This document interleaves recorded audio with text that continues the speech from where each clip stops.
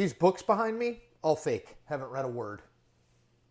For years, literally years, Donald Trump has insisted that Hillary Clinton engaged in a purposeful conspiracy designed to keep him out of the White House in 2016. The probe into whether Russia sought to influence the 2016 election, breaking news, it did, and whether the Russians colluded with the Trump campaign to do so was regularly described by the former president as, and I quote, the single greatest witch hunt in American history, end quote. Quote, they made up a phony collusion with the Russian story, found zero proof, so now they go for obstruction of justice on the phony story. Nice, Trump tweeted. I don't think he actually meant nice. But let's stop there just for a minute.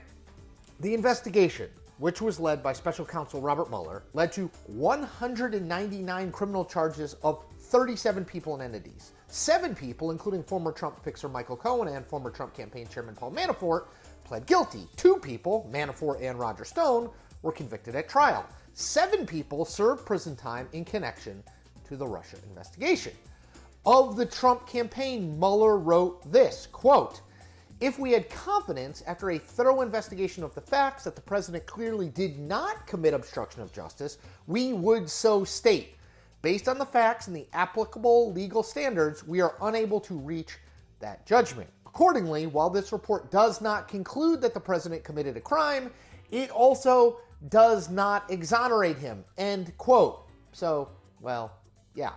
According to Trump, however, none of that was the real story. The real story was how the counterintelligence investigation into Russia began, a story that another special counsel named John Durham was going to get to the bottom of. So Durham was appointed by then Attorney General Bill Barr in late 2020 to examine the origins of that original Russia investigation. Trump was supportive of the Durham probe, but began to turn on the special counsel investigation when it became clear that Durham was not going to finish his work before the 2020 election. If that's the case, I'm very disappointed. I think it's a terrible thing, and I'll say it to his face. I think it's a disgrace. It's an embarrassment. At the heart of what Trump called the quote-unquote crime of the century was an allegation by Durham that Michael Sussmann, a lawyer for Hillary Clinton's campaign, had lied to the FBI about his own interest in passing along a tip about Trump and Russia. Except that earlier in June, Sussmann was found not guilty of the lying charge by a federal jury. As CNN wrote about that, quote, the verdict is a major defeat for Durham and his Justice Department prosecutors, who have spent 3 years looking for wrongdoing in the Trump-Russia probe. It remains to be seen when Durham will ultimately conclude his investigation and whether he will bring charges against anyone else. But as CNN's Marshall Cohen noted recently, quote, the verdict is a significant blow to the Durham probe. After more than 3 years, Durham has racked up 1 guilty plea, 1 acquittal at trial, and has 1 more trial scheduled for this fall. Now, the guilty plea came from a guy named Kevin Kleinsmith, a former FBI lawyer, who admitted that he had changed an email claiming that former Trump foreign policy advisor Carter Page had not previously been a CIA source. Kleinsmith was sentenced to 12 months of probation for that.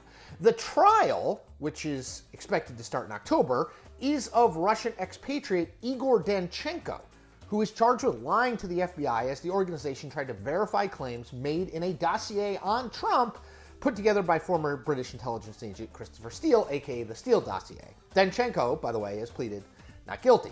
So, the picture of the Durham probe isn't complete just yet. But what is clear is that the Sussmann allegation, which was by far the most high-profile output of Durham's probe to date, amounts to a huge swing and miss by the special counsel, and that his pending allegations are significantly less likely to draw major headlines. It's always been hard to line up Trump's wild claims about the seriousness of the Durham investigation with the Durham investigation's actual output. Never has that disparity been more stark than right about now. And that is the point. We make new point episodes every Tuesday and Thursday. Check them all out.